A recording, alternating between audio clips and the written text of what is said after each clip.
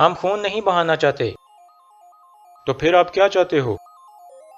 گمستیکن غدار ہے۔ ریاست کے مرگریو کو کیسے تم غدار کہہ سکتے ہو؟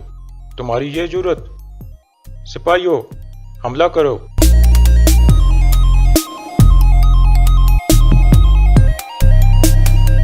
مار دو دونوں کو۔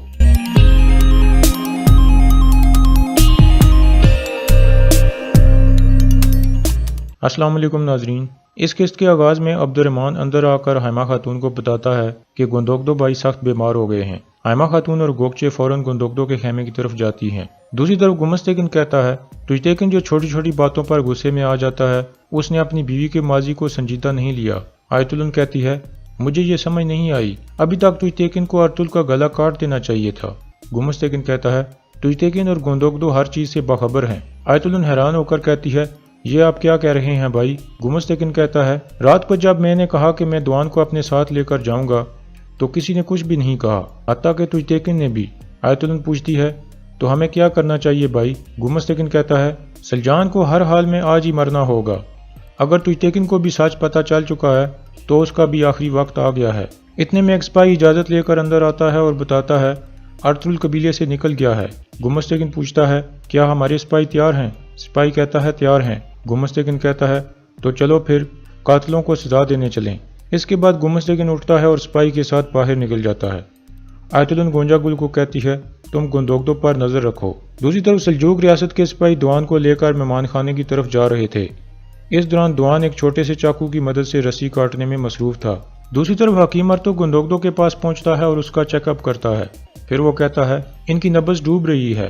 یہ سن کر سلجان رونے لگتی ہے اور ہائمہ خاتون بھی سخت پریشانی میں اس کے سر پر ہاتھ رکھتی ہیں۔ دوسری طرف ارطغرل اور اس کے ساتھی بھی دوان کے پیچھے جا رہے تھے۔ دوان رسی کاٹنے میں کامیاب ہو جاتا ہے اور گھوڑے سے اتر کر بھاگنے لگتا ہے۔ ایک سپاہی زور سے چلاتا ہے وہ بھاگ رہا ہے، پکڑو۔ اس کے بعد سب سپاہی اپنے گھوڑوں سے اتر آتے ہیں اور دوان کے پیچھے بھاگنے لگتے ہیں۔ گمستیکن بھی اس جگہ پہنچ گیا تھا اور اپنے سپاہیوں کے ساتھ چھپ کر یہ سب کچھ دیکھنے لگتا ہے۔ دوان نے ایک رسی کاٹ لی تھی جبکہ دوسری کاٹنے میں مصروف تھا۔ اتنے میں ایک طرف سے ارطغرل اور اس کے ساتھی آ جاتے ہیں اور دوسری طرف سے گمستیکن کے سلجوق ریاست والے سپاہی۔ اس طرح دونوں گروپوں میں لڑائی شروع ہو جاتی ہے۔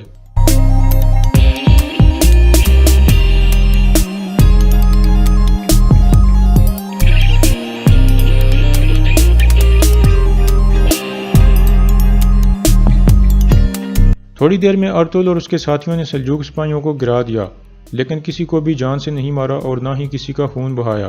اس کے بعد وہ سب خوشی سے دوان کو ملتے ہیں۔ ارطغرل کہتا ہے تمہاری بندش ختم ہو گئی دوان بھائی۔ دوان کہتا ہے شکریہ بھائی، بانو جزک کہاں ہے؟ ارطغرل کہتا ہے پریشان مت ہو، ابھی ہم اسی کی طرف جائیں گے۔ گمستیکن یہ سب کچھ چھپ کر دیکھ رہا تھا۔ ایک سپاہی پوچھتا ہے ہم کب تک اپنی آنکھیں بند کر کے رکھیں گے؟ گمستیکن کہتا ہے ابھی ہمارے پاس وقت ہے، ہم ان کا پیچھا کریں گے۔ ارطغرل نے ایک غدار کو بچایا ہے لیکن وہ کبھی نہیں رکے گا، وہ آگے بڑھے گا اور اصل غدار کی طرف جائے گا۔ دوسری طرف ارطغرل اور اس کے ساتھی وہاں سے چل پڑتے ہیں۔ گمستیکن اپنے سپاہیوں سے کہتا ہے گھوڑوں کی طرف جاؤ۔ اس کے بعد وہ سب بھی اٹھ کھڑے ہوتے ہیں۔ دوسری طرف گندوگدو کا علاج چل رہا تھا۔ حکیم کہتا ہے ہمیں پھوڑے کو خون میں شامل ہونے سے روکنا ہے اور اس کا واحد علاج کالے رنگ کی ایک جڑی بوٹی ہے۔ سلجان کہتی ہے میں لے آؤں گی، میں اس جڑی بوٹی کے بارے میں اچھی طرح سے جانتی ہوں، میں سلیمان شاہ کے لیے بھی لے کر آتی تھی۔ حکیم ارطغرل کہتا ہے سلجان خاتون آپ فوراً جاؤ اور وہ لے آؤ۔ سلجان ایک باسکٹ اٹھا کر باہر نکل جاتی ہے۔ حکیم ارطغرل درویش سے کہتا ہے ہمیں گندوگدو کے جسم سے کچھ خون نکالنا ہے، آپ شفا خیمے سے خون چوسنے والے کچھ کیڑے لے آؤ۔ دوسری طرف سلجان ایک باسکٹ اٹھا کر جا رہی تھی۔ گونجا گل اسے دیکھ لیتی ہے۔ اتنے میں درویش وہاں سے گزر رہا تھا تو گونجا گل اسے پوچھتی ہے گندوگدو کو کچھ ہوا ہے؟ درویش کہتا ہے ان کی طبیعت بہت خراب ہے۔ پھر گونجا گل پوچھتی ہے سلجان کہاں جا رہی ہے؟ درویش کہتا ہے حکیم صاحب نے ان کو ایک کالی جڑی بوٹی لینے کے لیے بھیجا ہے۔ یہ سن کر گونجا گل فوراً وہاں سے چلی جاتی ہے۔ دوسری طرف سلجان کو راستے میں حلیمہ سلطان مل جاتی ہے۔ حلیمہ پوچھتی ہے خیریت ہے، آپ کہاں جا رہی ہو؟ سلجان کہتی ہے گندوگدو کی طبیعت سخت خراب ہو گئی ہے، حکیم ارطغرل نے مجھے ایک جڑی بوٹی لانے کے لیے بھیجا ہے۔ حلیمہ کہتی ہے میں بھی تمہارے ساتھ چلتی ہوں۔ اس کے بعد وہ دونوں اکٹھی چل پڑتی ہیں۔ گونجا گل بھاگ کر آیت الن کے پاس پہنچتی ہے اور اسے بتاتی ہے کہ سلجان اکیلی گندوگدو کے لیے ایک جڑی بوٹی لینے کے لیے چلی گئی ہے، یہی وقت ہے پھوپھو۔ آیت الن کہتی ہے ایسا لگ رہا ہے گندوگدو کی مصیبت ہمارے لیے علاج ثابت ہوگی۔ پھر وہ دونوں فوراً اپنی تلواریں اٹھا کر باہر نکل جاتی ہیں۔ اس دوران گوکچے چھپ کر ان کو دیکھ لیتی ہے۔ दूसरी तरफ अर्तुगरुल और उसके साथी बानोजिजिक की तरफ रवाना थे, जबकि गुमस्तगिन भी अपने स्पाई लेकर उनका पीछा कर रहा था। अर्तुगरुल और उसके साथी एक जगह पहुंचकर अपने घोड़े रोक लेते हैं और नीचे उतर आते हैं। अर्तुगरुल कहता है, आप सबको पता है कि क्या करना है, हम यहाँ से अलहदा होंगे। सुंगरतेकिन कहता है, हम ज्यादा दूर नहीं होंगे, लेकिन तुम ध्यान रखना भाई। अर्तुगरुल कहता है, परेशान मत हो। फिर वो अकेला एक तरफ चल पड़ता है और उसके साथी दूसरी तरफ गुंदोगदो के बाजू पर खून चूसने वाले कुछ कीड़े रख दिए जाते हैं। इतने में गोकचे भागती हुई अंदर दाखिल होती है और कहती है, गोंजागुल और आयतुलन अपनी तलवारें उठाकर खेमे से निकल गई हैं। दरवेश कहता है, गोंजागुल मुझसे पूछ रही थी कि सलजान कहाँ जा रही है। ये सुनकर हाइमा खातून सलजान के बारे में परेशान हो जाती हैं। दरवेश कहता है, एक और चीज़ है, सलजान खातून अकेली नहीं गई, उनके साथ हलीमा सुल्तान भी थी। दूसरी तरफ गुमस्तगिन अपने सिपाहियों को लेकर वहां पहुंच गया था जहां अर्तुगरुल और उसके साथियों के घोड़े बंधे हुए थे। गुमस्तगिन कहता है, ध्यान रखना, वो इधर नजदीक ही होंगे। यहाँ से हम 2 ग्रुपों में तकसीम होंगे। हमने किसी को भागने नहीं देना और अगर जरूरत पड़े तो सबको मार देना। दूसरी तरफ अर्तुगरुल बानोजिजिक के पास पहुंच जाता है और पूछता है, तुम्हारा जख्म कैसा है बानोजिजिक? बानो कहती है, अभी बेहतर है भाई। अर्तुगरुल कहता है, वो 1 मिनट तक यहाँ पहुंच जाएंगे, क्या तुम अपना दिफा कर लोगी अगर जरूरत पड़ी तो? बानो कहती है, अल्लाह की मदद से कर लूंगी भाई।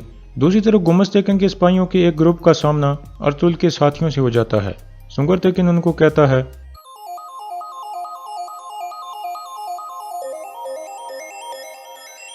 हम खून नहीं बहाना चाहते।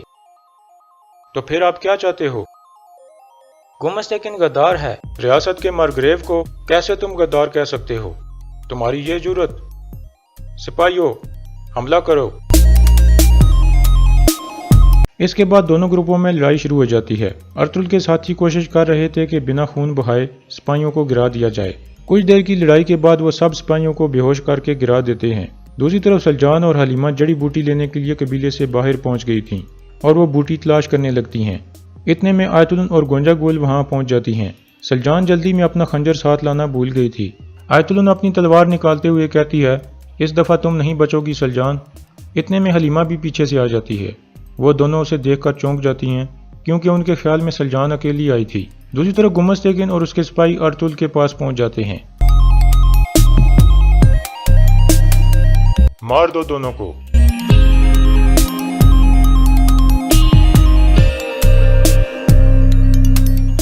थोड़ी देर में ही बिना खून बहाए सब सिपाही गिर जाते हैं और सिर्फ गुमस्तगिन रह जाता है। अर्तुगरुल कहता है, सब खत्म हो गया गुमस्तगिन। बानोजिजिक सिपाहियों की तलवारें उठाकर एक तरफ रख देती है। गुमस्तगिन के कुछ सिपाही छुपकर तीर कमान से अर्तुगरुल का निशाना ले रहे थे, लेकिन ऐन उस वक्त तुजतेकिन और उसके सिपाही वहां आ जाते हैं और उनको काबू कर लेते हैं। फिर अर्तुगरुल और गुमस्तगिन की लड़ाई शुरू हो जाती है।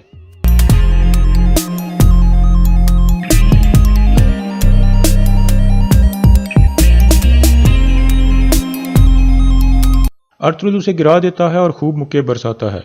फिर अर्तुगरुल कहता है, तुमने हर चीज यहूदा हासिल करने के लिए की।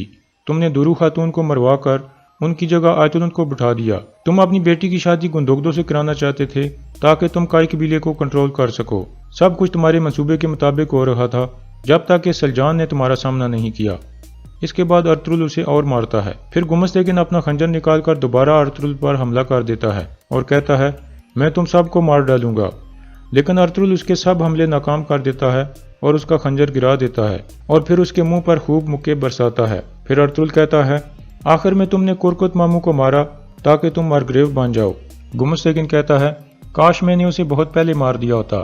तुजतेकिन भी सब कुछ देख और सुन रहा था। फिर गुमस्तगिन कहता है, तुम्हारी बातों पर कोई यकीन नहीं करेगा अर्तुगरुल। इसके बाद वो एक तरफ भागने लगता है और अर्तुगरुल भी अपनी तलवार उठाकर उसके पीछे चल पड़ता है। दूसरी तरफ आयतुलन और गोंजागुल उन दोनों पर हमला कर देती हैं। हलीमा सुल्तान भी एक डंडा उठाकर लड़ने लगती है, लेकिन उसे पेट में कुछ दर्द महसूस होने लगता है। सलजान एक पत्थर उठाकर गोंजागुल के पेट में मारती है। इसी दौरान आयतुलन हलीमा सुल्तान के पेट पर जोर से लात मारती है, जिससे वो गिर जाती है और दर्द से कराहने लगती है और चीखने लगती है। सलजान उसको बचाने के लिए उठती है, लेकिन गोंजागुल उसे पीछे से पकड़कर तलवार उसकी गर्दन पर रख देती है। आयतुलन भी हलीमा सुल्तान की गर्दन पर तलवार रख देती है। इतने में हाइमा खातून, गोकचे और अब्दुर्रहमान वहां पहुंच जाते हैं। हाइमा खातून आयतुलन को आवाज देती हैं और आयतुलन उनको देखकर चौंक जाती है। दूसरी तरफ गुमस्तगिन भागते भागते एक जगह गिर जाता है। इतने में आगे से तुजतेकिन आ जाता है। गुमस्तगिन उसे देखकर खुश हो जाता है, लेकिन फिर तुजतेकिन उसकी गर्दन पर तलवार रखकर कहता है, تم نے میری والدہ اور میرے بابا کے ساتھ جو کیا ہے اس کا حساب تم دینے والے ہو گمستیکن۔ اتنے میں ارطغرل بھی وہاں پہنچ جاتا ہے اور کچھ ہی دیر میں ان کے باقی تمام ساتھی بھی وہاں پہنچ جاتے ہیں۔ گمستیکن کہتا ہے، یہ تم کیا کہہ رہے ہو تجدیکن؟ کیا تمہیں نظر نہیں آ رہا کہ میں نے تمہارے بابا کے قاتلوں کو پکڑنے کے لیے اپنی جان خطرے میں ڈال دی؟ تجدیکن کہتا ہے، جہنم میں جاؤ غلیظ انسان۔ پھر گمستیکن اس کی تلوار ہٹا کر کہتا ہے، اپنی حد میں رہو تجدیکن، یہ یاد رکھو کہ میں مارگریو ہوں۔ تجدیکن اس کے منہ پر ایک لات مارتا ہے۔ دوسری طرف حائمہ خاتون کہتی ہیں، حلیمہ کو چھوڑ دو آیت الن۔ آیت الن کہتی ہے، ہمیں پتہ چلا ہے کہ سلجان چھپ کر بانو ججک سے ملاقات کر رہی تھی۔ حائمہ خاتون کہتی ہیں، حلیمہ سلطان کو چھوڑ دو تاکہ ہم اس بارے میں بات کر سکیں۔ آیت الن کہتی ہے، عبد الرحمن کو کہو کہ وہ واپس قبیلے میں جائے اور دو درگا کے سپاہیوں کو لے کر فوراً یہاں آ جائے۔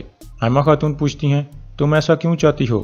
کیا تمہیں میرے اوپر بھی اعتبار نہیں ہے؟ آیت الن کہتی ہے، مجھے آپ میں سے کسی پر بھی یقین نہیں، عبد الرحمن کو بھیجو فوراً۔ حائمہ خاتون عبد الرحمن سے کہتی ہیں، ایک تیر کی طرح تیز جاؤ۔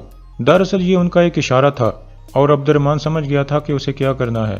حلیمہ سلطان اس دوران مسلسل چیخ رہی تھی اور اپنے بچے کے بارے میں سخت پریشان تھی۔ تو حائمہ خاتون آیت الن کو کہتی ہیں، میں جانتی ہوں تم نے درو خاتون اور کرکت بائی کو قتل کیا تھا۔ میں یہ بھی جانتی ہوں کہ سعادت الدین کے حکم پر تم لوگوں نے میرے خیمے سے وہ مہر چوری کی تھی۔ گمستیکن سمجھتا ہے کہ اس نے جال بچھایا ہے، لیکن وہ خود میرے بیٹوں کے جال میں پھنس جائے گا۔ گونجا گل کہتی ہے، تم جھوٹ بول رہی ہو، وہ اتنے طاقتور نہیں ہیں کہ میرے بابا کو شکست دے سکیں۔ حائمہ خاتون کہتی ہیں، تم جیسے گندے کیڑوں سے ہم کئی سالوں سے لڑ رہے ہیں، تم ابھی جانتی نہیں ہو کہ ہم کتنے طاقتور ہیں۔ آیت الن گوکچے سے پوچھتی ہے، کیا تمہیں ان کے جھوٹوں پر اعتبار ہے؟ گوکچے کہتی ہے، تم کتنے منحوس لوگ ہو، تم دونوں پر لعنت ہے۔ آیت الن کہتی ہے، تمہارے خاندان کے سب لوگ آج مارے جائیں گے، اور یہاں اس قسط کا اختتام ہو جاتا ہے۔